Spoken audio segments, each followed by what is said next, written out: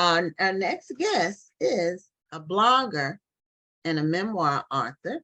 Her book is called In Search of a Salve, like a salve, like a Like balm. medicine, yeah, Yeah, balm. like shea butter.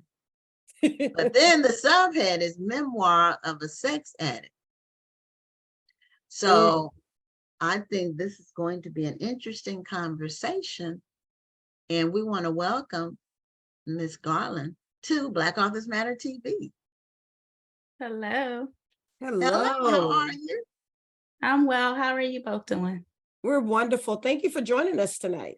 No, thank you for having me. I appreciate it. Okay. Oh, no problem at all. It is our pleasure. I know, Gwen, you have to go off camera, so just come right on back when you're Yeah, ready. for about 3 or 4 minutes. Okay. Well, first of all, I just want to thank you for once again for being on the show. And I want to talk a bit about your book. First of all, because I'm sure you have Memoir of a Sex Addict. And often this is something that people want to keep private. I don't know, sometimes it may be a shame, or maybe they've grown out of it and they don't want to talk about that past. What made you decide that you wanted to strip bare, per se, and tell this story? So I think that's a great question. And I understand exactly what you're saying. I think that a lot of us live with a lot of shame that you probably don't know about, right? And like you said, people do not want to lay all to bear. But really, what I found is it's because you're afraid that someone's going to judge you harshly, right? And the only way that people can judge you is because they're not going to, I guess, put everything out there themselves, right? That's the only way that anybody can actually judge another person. So with that said, I came to a place, and especially with this book, where I thought, this is so much more than about sex addiction. Even though sex addiction is in the subtitle, it is about unresolved childhood trauma, which is what most addictions come from. It is about Black families hiding things. It is about Black families not wanting to have real conversations, even though they see things going on, or sometimes we know things and we don't want to talk about it. It's about families in general not knowing how to deal with trauma and kind of just suppressing things, which can also lead to not just addiction, but a lot of issues that I think a lot of us live with. And so that's why I was okay to kind of lay everything out there, because I think it's time for all of us to stop doing all of that. It's time for us all to heal. Absolutely. And I do believe that you're correct when you say that often an addiction per se comes from a childhood trauma, something that we just haven't really faced and tried to heal from. Was that something that you realized before you started writing the book, or as you were writing the book? So it wasn't until I started writing the book that I realized that I had unresolved trauma, or that I should even call it childhood trauma, right? A lot of times we think about trauma as some huge major event. Like if I told you that, somebody survived a war, then you would immediately think, oh yeah, well, they have PTSD, probably they have trauma. But the reality is that there are two types of traumas. So there's one with a capital T and one with a small t. And what happened with me is that I had several interrelated small t traumas that were not resolved, that no one really looked at or even thought that they were a big deal. And in my family, I was just kind of taught to kind of suppress it or just move on. You'll be okay. And I'll give you an example. My mother died when I was 16 years old. I was told not to cry about it. I was told to just keep pushing on. I was allowed to go to school pretty much the next day after she died. Wow. And I feel like this is common, and I don't want to stereotype and say it's just the Black family, but I think a lot of families do this, where it's like they don't know how to deal with it, right? So just push it under the rug and keep going. You'll be okay. So you weren't even allowed to show emotion when your mother passed. To grieve, yeah. Right.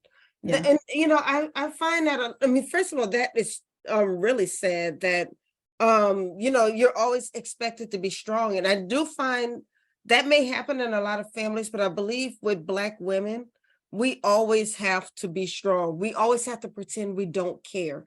And Right. it becomes to the point where we start to lie to ourselves and tell ourselves that we don't care, that we're going to be okay. And so that we never have a safe outlet to express how we feel. Because if we Absolutely. talk to one person, they're going to say that we're the angry Black woman. We talk Yep. to another person, they're going to say that we're weak. We talk to another person and it's something else. And so we keep all of this bottled up inside until it comes out, Right. often in unhealthy ways. Absolutely. Yep.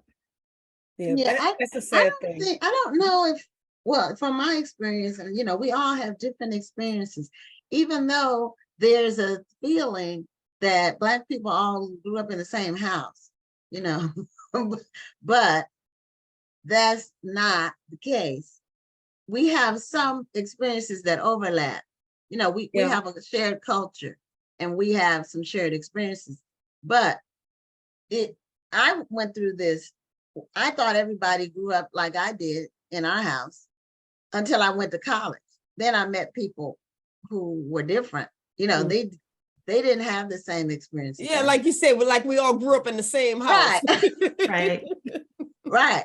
So Yeah, and that's why I was saying I don't want to say all families or even all Black families, but I just know a lot of times in a lot of families, we tend to not know how to deal with people's emotions, not know how to deal with grief, which I think is pretty cultural for Americans in general.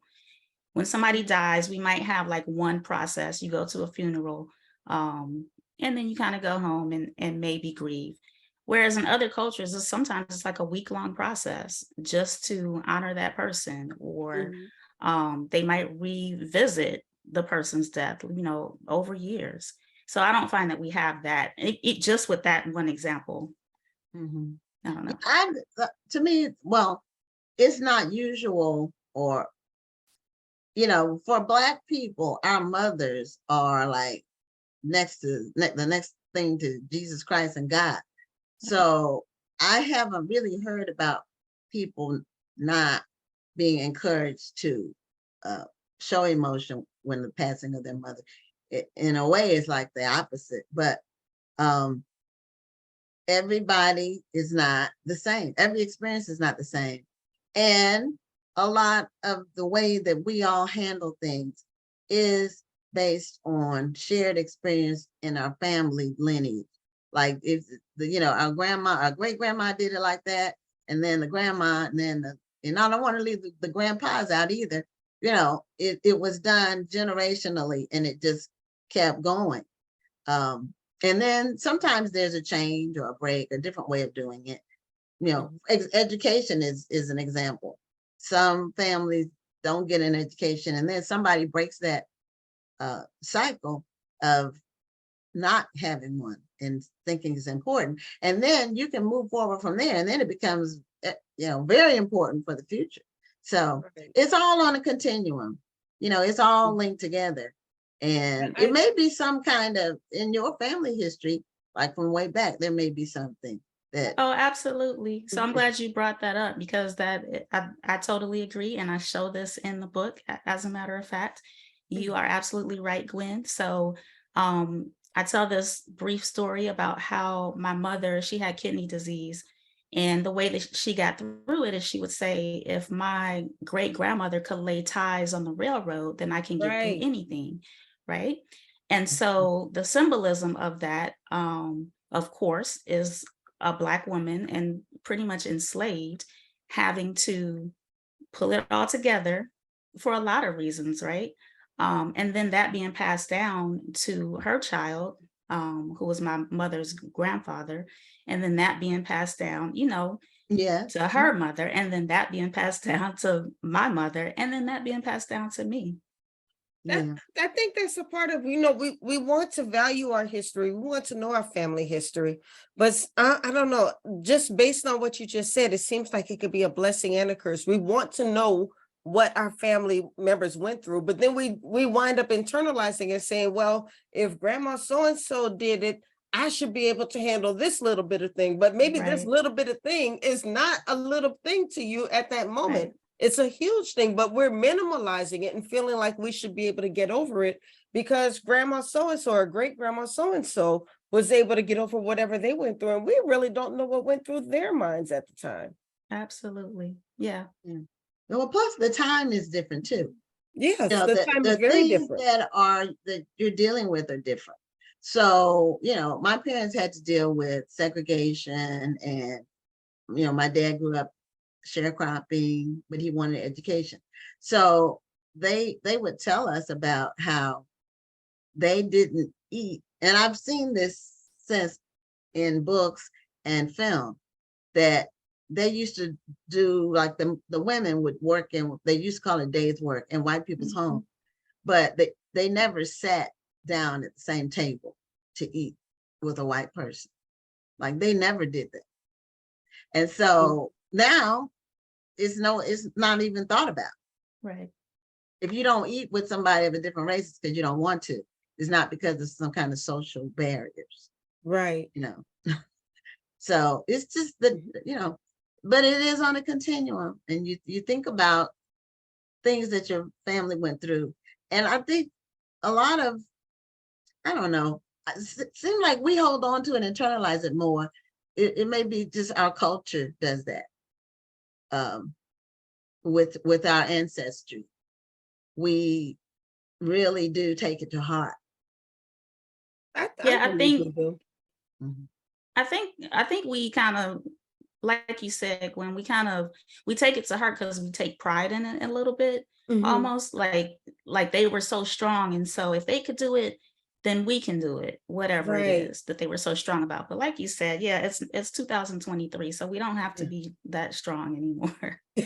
And sometimes I have to remind my household, okay, look, I'm not a machine. I know I might make it seem like I am, but I'm not. So I need a break. You all need to chill. Yeah. Now, I know that this is your first memoir. Right. However, you have been a blogger for a while, and you've also contributed to a number of anthologies, including Chicken Soup for the Soul. Is this kind of your platform, or do you talk about this specific theme in all of your writing? And is this what inspired your blog, or do you talk about different things? No, I typically talk about different things. I do talk about families, romantic relationships, platonic relationships. That's kind of like my wheelhouse. So I do talk about those specific things. Talking about Mhm. sex addiction, this is the first time that I'm doing that. So it is a very special project and book because I typically don't blog about sex addiction. In fact, the people who follow me on the blog were a little, surprised about the Mm. title. So it's not something that I really revealed until this year with the book coming out. Yeah. Hmm. So I have a question. How did your family respond to your book? So the family that I'll talk about is my husband, and I have two daughters. Um, so as you can imagine, my husband, so we've been together for, this will be 27 years coming up this year. Okay. So some things, he's been with me for a long time. And so there are some like nuggets of things that he knew about, as you can imagine, if you've been married to somebody for 27 years. But then there were other things that he didn't know that I had to reveal, of course, if I was going to put it all in a book and for the public consumption. Um, he responded as you might imagine he would respond. Mhm. However, he has been very supportive. So it's been kind of like I want to say like a twofold process where he's having to process a lot of things, of course, but also having to support me in this particular endeavor. Well, not having to, but he chooses to support me. My two daughters are in their 20s. And so one of them is actually, the youngest one is in the process of reading the book right now. She's finished part one. She hasn't said too much, but she, what she's told me is that, because I've tried to kind of give her, like, do you want some bullet points, or, you want to, maybe you should know these things before you pick it up. And she said, no, she wants to read it like a regular person. She recently told me that she understands that I am not just her mother, that I am a human being. I'm a person with a whole history and everything.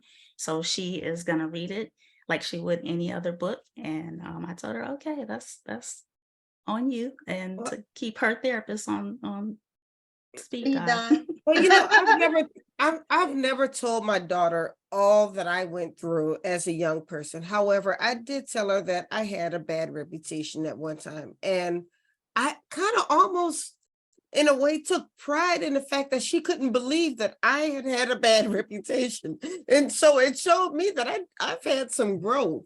Right, right. Yeah, That they I should would be have learned from surprised. mistakes. Yes. She should be surprised. She shouldn't be like, oh, okay, yeah, of course. Yeah. Oh, like, oh, I was wondering. Right. Yeah, and that's why, and this, when I don't, my daughter, nobody knows, this, I tell my daughter this, some things are between you and God. And Yes. that is just, it'll stay there. But Mhm. sometimes she's surprised about things I tell her, like, Mom, I can't believe, okay. That's why I know in your 20s, you don't have any sense. This is why I you think I'm don't in my know. 20s. You don't know what you don't know. That's the Right. problem. But the 20s is a decade of adventure. And so right now, my daughter is in Greece. We just got back from a 10-day cruise to Alaska, but she had this trip planned too. It got jettisoned by COVID. So then it got Mm. booked. And so it happened to fall behind the cruise. And so she landed in Athens without her luggage for 2 days. So, but she's with some grad school friends, and she called me at 3 a.m. because it's 8 hours difference, Mhm. and she had her bag. So I was really happy about that. So, but she, I have to explain to her, the reason I can tell you about some things is because I've already done them, or I know what happened to other people and I know what the outcome is. Right. Or Right. I have common sense now that I didn't have then. And so some things just don't add up. But in order to help people, sometimes you need to reveal some of what you've been through Right. just to help And that was somebody why, but that was why else. I had mentioned to my daughter what, I was like, I didn't always have the best reputation. When I'm telling you something, I'm telling you because I went through it and I don't want you to make the same mistakes. Right. And so, Right. I mean, yeah, do we have to That's go play why. by play? No. So Right. that I think it is very, and this is not coming from a place of judgment at all. Sure. I do feel like it's very brave of you to be able to tell this story, knowing that maybe your husband didn't know everything, or your daughters didn't know everything, and Right. the fact that you felt like you still needed to tell this story or share your memoir because it's helping somebody else. Somebody else is probably going through what you went through, and it's probably going through that same mental space that you went through at the time. And by Yeah. you sharing your story, it's helping that next person. That's what I'm hoping, for a few reasons, because the book does touch on mental health issues, the difference between a mental health issue and mental illness, because I think we conflate those terms. Some things you need to go to a psychiatrist for and take medication, period. Mm, Some things like mental health issues, you can just take a mental health day, or, go rest for the day. That's different. So I right. kind of show the difference between those terms. Like I said earlier about trauma, I want people to get a really good understanding of how you cannot just allow a child to experience trauma and then think that they're going to be okay. Some people might be okay, which that's a part of trauma too. Like what you go through, Rhonda, might, we could go through the same thing and you might be like, Mhm. oh, okay, it's no big deal. And I might be breaking down. But again, it comes from like, where are you in terms of your mental health, or is there a mental illness involved? And so I'm hoping that's going to help people, because I think we're also kind of skirting around certain issues. I think that we have what are called, oh my goodness, addictions that we accept, I guess. So for example, if I wrote a book and it was called Memoir of an Alcoholic or something, people would be like, okay, yeah, like we've heard about alcoholics before. But there are certain addictions that we don't talk about that we think we understand, but we Mhm. don't. So for example, when I say sex addict, people think all types of things. they just think that it's like you having fun, having sex, or And sometimes it comes from such a painful place. right. It has Right. And nothing to people do need with to, yeah, fun. it's not about pleasure. No, not at all, not at all. And so it's hard for people to kind of wrap their brain around the fact that you can have sex and still feel the same way that somebody who has too many drugs or gambles too much or something like that. So that is really my intent, is to kind of help people to see through my story what these things are. And people need help, and I hope that they get it. Well, in most cases, an addiction is trying to substitute or trying to fill a void of some kind. Right. And I think sexual addiction would not be any different than that. It's not. Yeah. And for you, and you can say as much as you feel comfortable saying, what Sure. do you think it was substituting for in your case, or filling? What void was it filling? So I'll say what I had: 3 trauma wounds. So one is that I was adopted as a child, but prior to my adoption, I was actually abandoned in a building at 5 months old. Wow. And so I have a whole DCFS report that explains that. So my mother abandoned me, my biological mother, in a building when I was 5 months old. I was then adopted into a Black family at 10 months old. And then, as I said previously, my adoptive mother actually died when I was 16. Then my adoptive father gave up his parental rights when I was 17 and sent me to live with my adoptive grandmother. So very clearly the void I was trying to fill is very family centered. It's like not feeling like a sense of belonging, not feeling like you have any place that you belong, and also just feeling that sense of abandonment. Right. I was going to use Right. that word. Yeah. Yeah, that was, you just never know what people have experienced. And, you think if it were me, how would I respond to it? How would I react to it? And I can't imagine it. And just, there were, for the grace of God go I. That's the way I look at it. But God bless you for, still being able to love and give and be a normal person. Thank you. That's real. That's real, because when you've gone through what you've gone through and you're still able to give love, from your heart, and not from a place of trying to get something from somebody. That's a real thing. And so I agree with Gwen when she says, God bless you for being able to still be able to give and accept, because I also, when you've been through what you've been through, and I can say this because I've been through certain things myself, when you're able to accept love and know that it's people are not trying to get something from you, or they don't have some type of ulterior motive, when you're actually able to accept that, that's a real thing, and it's a beautiful purity. Yeah, thank you. I appreciate that. Yeah. Thanks so for tell us, telling your story. Tell us how people can get a copy of your book. And you said you have a book reading coming up soon. So tell us about that in Chicago.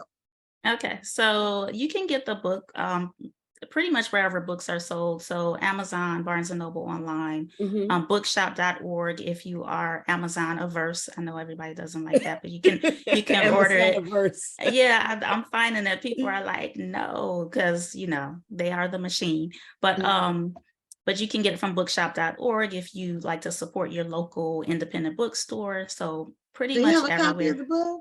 Did you show it already and I missed it? Do you have you showed the cover of your book? Do you have the cover of your book? Or you have your book with you? Me, I do. Yeah, we need to see it. So we know, so when people buy it, they know they're buying the right book. When you click stuff on there's books with the same titles and things like that. So that's a picture of you Yeah. as a little And girl. for those of you who are just joining us, that word is not misspelled. It's not slave. It's salve. Now, It's like a medication, like an goodness. ointment, like a balm. like a balm. Mhm. Right. Like shea butter. I said. Right. Neosporin. So, funny story, real quick. A friend of mine, when I was thinking of the title, and because my editor had me change the title, I won't tell you what it was, but she had me change it. So I was thinking of titles, and I sent it to my friend, and she said, "Does this say slave? Are you in search of a slave?" And I said, "No, ma'am, I'm not." Yeah, people have to blink. Okay, you know, it's Yeah, one of those words that's unexpected. yeah, you don't hear it too much. Right. And I am also, and you can also go to my website, kegarland.com, Okay. to find the book. But yeah, I am having my first book reading in Chicago on October 11th, 6 p.m. at 57th Street Books. And so you should be able to go to, I think it's seminarycoop.com, where you have to register for that, or you can just show up, but they want you to register. Yeah. Okay. Okay. Well, we Well, did put the link to your book in the chat, so our viewers can find it there. And we do have some viewers who are watching. And Tony Benitez said, "Thank you for sharing your story." You know, I think these stories are so important to tell. Because like I said, you're helping somebody. You may be helping a lady that you've never met in your life, I and hope she's so. going to be inspired and motivated because of your story. I think that's the beautiful thing about writing, because we do inspire people that we will never have the opportunity of meeting. Yep, I agree. And I hope in particular that I am able to help any women, specifically, because sex addiction is typically looked at as a male situation, which is why a lot of women don't speak up, even though they might be experiencing the same things. Yeah, because when women say something like this, like, "Oh, you just this, you just that, you liked it," you know, Yep. and they get there's just judged so a much little more. differently Yeah. than a man would be. Yep. Mhm. Okay, well, thank you so much for being a guest on Black Authors Matter TV, and congratulations on the release of your memoir. And I hope you sell lots of books and bless a lot of people with your story. And anybody who's watching, I'm not crying. My eye has been watering for the whole hour we've been on the show. I promise you, I'm Do not you have crying. allergies? No, I just have really dry eyes, and I'm gonna put some eye drops in after the show, but I'm gonna make it through the show. Oh, okay. All right. Thank you Well, all. thank No, you for being a thank guest on the you. show. Yes. Okay, bye now. Okay.